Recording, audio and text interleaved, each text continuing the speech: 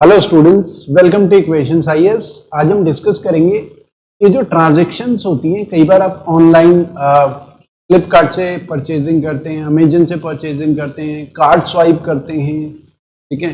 Petrol pump पे petrol भरवाते हैं कार्ड स्वाइप करके, या क्यूआर कोड स्कैन करते हैं। ये डिफरेंट डिफरेंट ट्रांजैक्शंस हो रही हैं और हर किसी के पास डिफरेंट डिफरेंट बैंक के क्रेडिट कार्ड्स, डेबिट कार्ड्स हैं, ठीक है। और अलग अलग बैंक के मोबाइल ऐप भी इंस्टॉल किए हुए हैं, तो एक बैंक से दूसरे बैंक में ट्रांजैक्शंस भी हो रही हैं।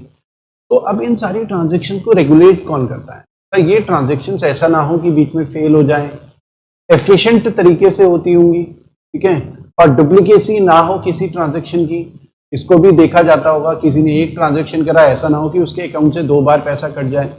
या बैंक के किसी भी एटीएम से आप पैसा विड्रॉ करते हैं, तो जब पैसा विड्रॉ करते हैं, आपके पास एसबीआई का कार्ड है लेकिन आप आईसीआईसीआई बैंक के एटीएम से भी पैसा विड्रॉ कर सकते हैं। इसका मतलब ये है कि आपका जो बैंक अकाउंट है, बैंक अकाउंट का डेटा वो आईसीआईसीआई बैंक के एटीएम के साथ कनेक्टेड है, जबकि आपका बैंक अकाउंट एसबीआई में है और आईसीआईसीआई बैंक के एटीएम से आप पैसा निकाल रहे हैं। तो ये जितने भी रिटेल पेमेंट सिस्टम है, ट्रांजेक्शन हैं, इनको फैसिलिटेट कौन करता है? तो इससे रिलेटेड भी एग्जाम में क्वेश्चन वगैरह आए हैं। तो उसके लिए ना एक हमारे पास एक अलग बॉडी बनाई थी आरबीआई ने। आरबीआई और इंडियन बैंक एसोसिएशन है, दोनों ने मिलकर एक ऑर्गेनाइजेशन बनाई। उस ऑर्गेनाइजेशन का काम है कि बैंक्स का आपस में जितने भी ट्रांजैक्शंस होते हैं, पब्लिक की जितनी भी रिटेल पेमेंट्स होती हैं, चाहे ऑनलाइन हो, कार्ड स्वाइप हो, ठीक है, क्यूआर कोड स्कैन हो, वो सारे ट्रांजैक्शंस किस तरीके से होंगे, तो उसको रेगुलेट करने के लिए NPCI national payment corporation of India, ये अलग अलग एग्जाम में आया है, ये तो इंपॉर्टेंट है। National payment corporation of India,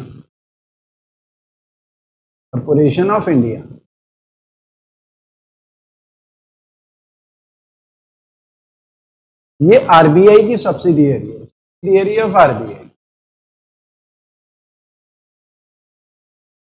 तो रिजर्व बैंक ऑफ इंडिया का पार्ट है। मतलब आरबीआई ने जितने भी रिटेल पेमेंट ट्रांजैक्शंस वगैरह होती हैं, वो सारी रिस्पॉन्सिबिलिटी एनपीसीआई को दी है। एनपीसीआई का काम है ट्रांजैक्शंस के जो सिस्टम्स हैं उनका डेवलपमेंट, ज़्यादा से ज़्यादा ट्रांजैक्शन हो, एफिशिएंट तरीके से ट्रांजैक्शन हो, पब्लिक के साथ चीटिंग ना हो। तो ये इन सारी चीज़ों की रिस्पॉन्सिबिलिटी एनपीसीआई की है। तो ये 2008 में बनाया गया था। 2008 में आईबीए और आरबीआई की इनिशिएटिव से, ठीक है। तो ऐसा इसमें लिख सकते हैं कि is an initiative of IBA मतलब है इंडियन बैंक एसोसिएशन, जितने भी इंडिया में बैंक्स हैं उनकी एसोसिएशन है, and RBI reserve bank of India और आईबीए के इनिशिएटिव से बनाया गया है। और किस चीज के लिए बनाया गया है? To operate retail payment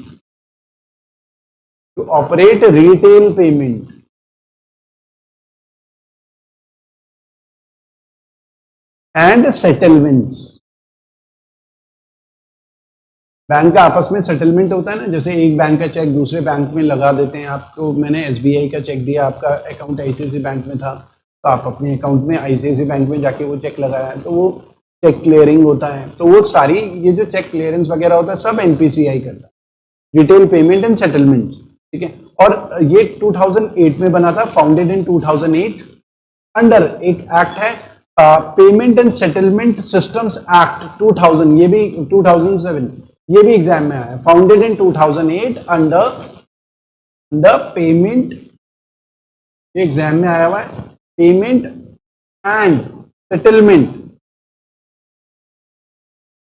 and settlement systems act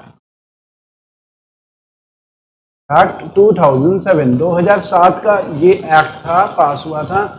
इस एक्ट के पास होने के बाद एनपीसीआई फॉर्म हुआ था, national payment corporation of India. अब इसके प्रोडक्ट्स की बात करें, क्योंकि रिटेल पेमेंट की बात कर रहे हैं, तो प्रोडक्ट्स क्या क्या हैं? तो देखिए, एक इसके प्रोडक्ट्स या सिस्टम, प्रोडक्ट्स और सिस्टम क्या क्या? प्रोडक्ट्स या सिस्टम से आपको ज्यादा आइडिया हो जाएगा कि ये करता क्या है एनपीसीआई।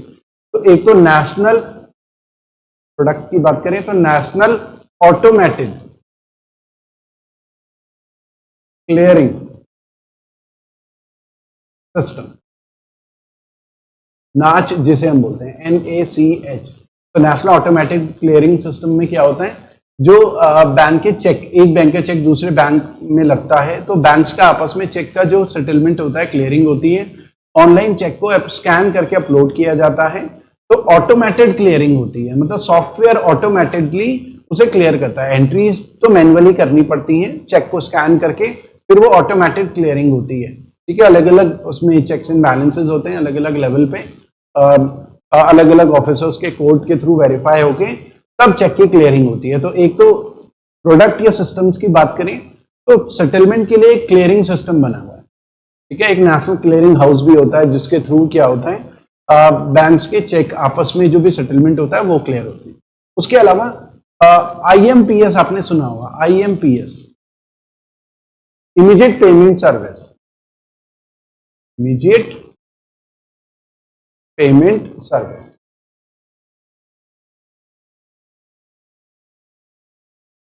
देखिए, IMPS जो है, NPCI ने एक सॉफ्टवेयर बनाया इस IMPS के थ्रू, क्योंकि पहले जो ट्रांजैक्शंस होते थे एक अकाउंट से दूसरे अकाउंट में NEFT RTGS के थ्रू ट्रांजैक्शंस होते थे। ठीक है, RTGS के ऑनलाइन ट्रांजैक्शन।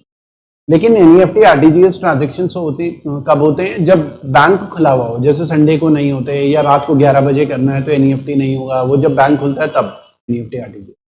लेकिन अब छोटे छोटे पेमेंट्स में प्रॉब्लम आती है। अगर एक इंडिविजुअल को दूसरे इंडिविजुअल को पैसा ट्रांसफर करना है रात को 8 बजे या 9 बजे, कहीं शॉप से कुछ परचेज कर रहा है, ठीक है, उसे कोई पेमेंट करनी है ऑनलाइन, तो फिर उसके लिए ना NPCI एक अलग सॉफ्टवेयर प्रोग्राम बनाया है, NPCI ने, IMPS, इमीडिएट पेमेंट सर्विस।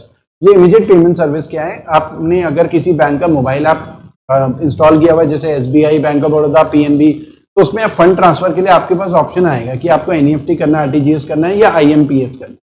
तो IMPS भी सेलेक्ट करके आप ट्रांजैक्शन कर सकते हो, लेकिन इसकी लिमिट होती है अलग अलग बैंक की। कुछ बैंक की लिमिट है 25,000, कुछ बैंक की लिमिट होगी 50,000, ठीक है, कुछ बैंक की लिमिट होगी 1 लाख। तो IMPS की लिमिट होती है, ज्यादा ट्रांजैक्शन नहीं कर सकते, जबकि NEFT RTGS में ज्यादा ट्रांजैक्शन कर सकते हैं। लेकिन IMPS का फायदा यह है कि 24/7 है, किसी भी टाइम, रात को 1 बजे, 2 बजे, 3 बजे, 4 बजे, संडे को, होली के दिन, दिवाली के दिन IMPS कर सकते हो, और नाम से पता चल रहा है इमीडिएट पेमेंट सर्विस। तो इसके प्रोडक्ट की बात करें तो एक IMPS है। उसके अलावा सबसे जो मॉडर्न, अगर हम बोले पेमेंट इंटरफेस की बात करें, दुनिया का सबसे एडवांस पेमेंट इंटरफेस तो यूनिफाइड पेमेंट सिस्टम है, unified payment interface, unified payment interface जिसे हम बोलते हैं UPI, यूनिफाइड पेमेंट इंटरफेस। ये दुनिया का सबसे एडवांस पेमेंट इंटरफेस है, ये सबसे ज्यादा इंपॉर्टेंट है, ये आपको पता होना ही चाहिए। UPI, NPCI ने UPI जब से बनाया है उससे ट्रांजैक्शंस बहुत इजीली होने लगे। ठीक है, ये एक ऐसा सॉफ्टवेयर प्रोग्राम है जिसे कोई भी डिफरेंट ऐप अपने उसमें इंटीग्रेट कर सकते हैं, ठीक है, पेमेंट इंटरफेस को, और उसके थ्रू ट्रांजैक्शन बहुत स्मूथली होंगे। जैसे गूगल पे आपने सुना होगा, तो गूगल पे क्या करता है, NPCI के UPI के साथ इंटीग्रेटेड है गूगल पे, ठीक है, गूगल पे, जी पे, तो उसके साथ इंटीग्रेटेड है। तो गूगल पे से ट्रांजैक्शन अगर आप करते हैं, मान लिया 10,000 का ट्रांजैक्शन करना है, तो वो जो रिक्वेस्ट है गूगल पे की वो UPI में जाती है, UPI उस रिक्वेस्ट को एग्जीक्यूट करता है, फिर इंफॉर्मेशन वापस गूगल पे में आती है और ट्रांजैक्शन सक्सेसफुल फिर हमें दिख जाता है। तो UPI बेसिकली एग्जीक्यूट कर रहा है, एक सॉफ्टवेयर प्रोग्राम है। या हम फोन पे की बात करें, फोन पे भी जो है UPI को यूज कर रहे हैं। या अगर हम बात करें अलग अलग बैंक के जो ऐप हैं UPI ट्रांजैक्शंस को के थ्रू जो है ट्रांजैक्शंस कर रहे हैं। या हम पेटीएम की बात करें, तो बहुत सारे सॉफ्टवेयर हैं जो कि UPI के थ्रू ट्रांजैक्शंस कर रहे हैं। तो UPI जो है इसमें QR कोड स्कैन करके भी ट्रांजैक्शन किया जा सकता है। जैसे आप शॉप में जाते होंगे, QR कोड स्कैन करके ट्रांजैक्शन कर रहे हैं, पेटीएम से, गूगल पे से, अमेजन से, फोन पे से, वो सब UPI के साथ लिंक्ड है। तो ये NPCI का प्रोडक्ट है जिसने ट्रांजैक्शंस को बहुत सिंपल बना दिया है, ठीक है। या हम बात करें भीम ऐप की,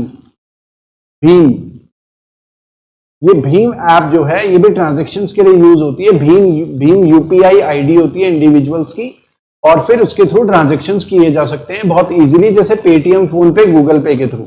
तो भीम क्या है, भारत इंटरफेस फॉर मनी, ठीक है। तो ये भी जो है यूपीआई ने बनाया है। उसके अलावा रुपे कार्ड, रुपे कार्ड आपने सुना होगा। एटीएम कार्ड, जब बैंक में अकाउंट खोलते हैं तो एटीएम कार्ड वगैरह आपको बैंक देता है। तो पहले क्या होता था कि बैंक हमें जो है मास्टर कार्ड, आपने सुना होगा, आपके एटीएम में लिखा रहता है master card, Maestro card, visa card. तो ये जो master card, Maestro card, visa card लिखा हुआ है, ये बेसिकली यूएस कंपनी की टेक्नोलॉजी है जो हम यूज कर रहे हैं। तो बैंक को यूएस की कंपनीज को कुछ फीस देनी होती है, वो डेसिमल परसेंटेज में होती है, लेकिन फीस देनी होती है क्योंकि उनकी टेक्नोलॉजी को हम यहाँ पर यूज कर रहे हैं। Master card, visa card, Maestro card, वो फॉरेन कंपनीज की टेक्नोलॉजी होगी यूएस की। अब उनके ऊपर डिपेंडेंसी कम होनी चाहिए ट्रांजैक्शन की, तो हमारा अपना सिस्टम होना चाहिए ट्रांजैक्शन का, एटीएम कार्ड का। तो हम यूएस का पहले प्रोडक्ट यूज कर रहे थे, तो अब हमने अपना रुपे कार्ड सिस्टम बना दिया। तो एनपीसीआई ने बनाया, national payment corporation of India. तो अब जैसे जनधन अकाउंट खोले गए 30 करोड़ से ज्यादा लोगों के, तो मैक्सिमम को रुपे डेबिट कार्ड दिया गया है। रुपे डेबिट कार्ड के थ्रू क्या कर सकते हैं, ट्रांजैक्शंस का जो भी होंगे, जैसे एटीएम चलता है वैसा ही है, लेकिन ये हमारा अपना रुपे डेबिट कार्ड है, अपना सिस्टम है। जबकि मास्टर कार्ड, वीजा कार्ड, ये यूएस की कंपनी का सिस्टम है और धीरे धीरे ग्लोबली एक्सेप्टेबल हो रहा है। तो इससे क्या हुआ कि रुपे कार्ड की वजह से डिपेंडेंसी जो फॉरेन कंपनीज के ऊपर थी हमारी ट्रांजैक्शंस को लेकर, वो रिड्यूस हो गई। उसके अलावा अगर हम बात करें national financial switch, national financial switch, ये क्या होता है, ये भी बहुत इंपॉर्टेंट है। नेशनल फाइनेंशियल स्विच बेसिकली कोई भी बैंक अपना एटीएम इंस्टॉल करता है, तो वो एटीएम इसके साथ लिंक्ड होता है, उस एटीएम को जोड़ दिया जाता है नेशनल फाइनेंशियल, चाहे वो आईसीआईसीआई बैंक का एटीएम हो, चाहे वो एचडीएफसी बैंक का एटीएम हो, चाहे वो एसबीआई का एटीएम हो।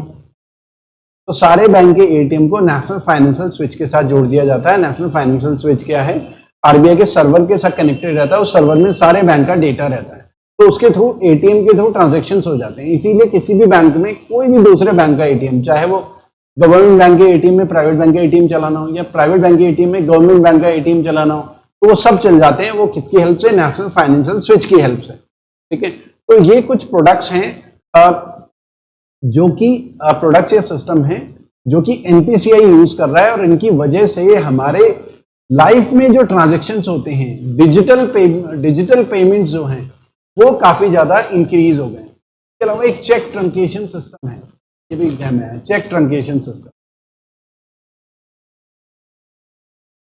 सीटीएस। अलग अलग बैंक में ये 2009 में इंट्रोड्यूस हुआ था, फिर कुछ बैंक्स ने 2011 में, कुछ ने 2013-14 में एक्सेप्ट करना स्टार्ट करा। सीटीएस क्या है, ये भी एनपीसीआई लेकर आया था। पहले चेक क्या होते थे, फिजिकल फॉर्म में जाते थे। एनपीसीआई के पास जो क्लियरिंग हाउस है, चेक पहले फिजिकल फॉर्म में भेजे जाते थे, फिर वहां पर मैनुअली सारा का सारा सेटलमेंट होता था। अब ट्रंकेशन का मतलब है यहाँ पर स्कैन। अब चेक को स्कैन किया जाता है, ठीक है, स्कैन करने के बाद उस चेक को ऑनलाइन अपलोड कर दिया जाता है, ठीक है, तो उसे हम बोलते हैं ट्रंकेटेड चेक। जो स्कैन चेक होता है, ट्रंकेटेड चेक। फिर क्या होता है, ऑटोमेटिक क्लियरिंग हाउस के थ्रू वो ऑटोमेटिक सेटलमेंट होता है, ठीक है, वहां पर वेरिफिकेशन होता है, ऑफिसर्स वगैरह वेरीफाई करते हैं, फिर वो चेक ट्रंकेशन सिस्टम के थ्रू वो सारा सेटलमेंट होता है। तो एनपीसीआई रिटेल पेमेंट या सेटलमेंट्स में काफी अच्छा काम कर रहा है और नई नई चीजें लगातार डेवलप करता जा रहा है, जिसकी वजह से चाहे वो ऑनलाइन ट्रांजैक्शन हो, ऑनलाइन किसी को पेमेंट करनी हो, डेबिट कार्ड के थ्रू, क्रेडिट कार्ड के थ्रू, या यूपीआई पेमेंट के थ्रू करना हो, ठीक है, या भीम यूपीआई ऐप के थ्रू करना हो, क्यूआर कोड स्कैन करना हो, ठीक है, आधार इनेबल्ड पेमेंट भी होती हैं, वो भी यूपीआई के थ्रू किया जा सकता है। एक सिस्टम आता है, अगर हम सिस्टम कोई भी शॉपकीपर अपने पास सिस्टम खरीद लें, तो एक इंडिविजुअल जिसके पास स्मार्टफोन भी नहीं है उसके पास और एटीएम कार्ड भी नहीं है, तब भी जो है ट्रांजैक्शन किया जा सकता है।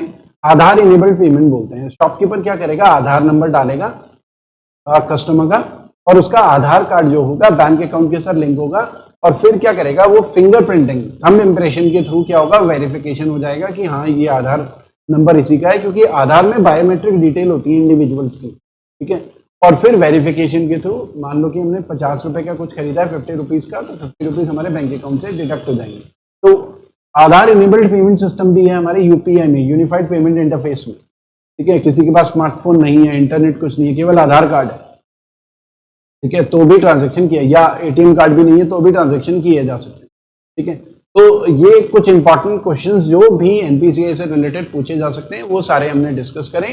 तो एनपीसीआई की फुल फॉर्म वगैरह कब बना, इसके फंक्शंस क्या हैं, ठीक है, ये इससे रिलेटेड जो भी क्वेश्चंस आते हैं वो सारे हमने कवर कर लिए। और स्टूडेंट्स, अगर आपको ये वीडियो पसंद आए तो लाइक जरूर करें और हमारे चैनल को सब्सक्राइब जरूर करें। Thank you. फिर नेक्स्ट सेशन में हम कोई नया टॉपिक लेंगे।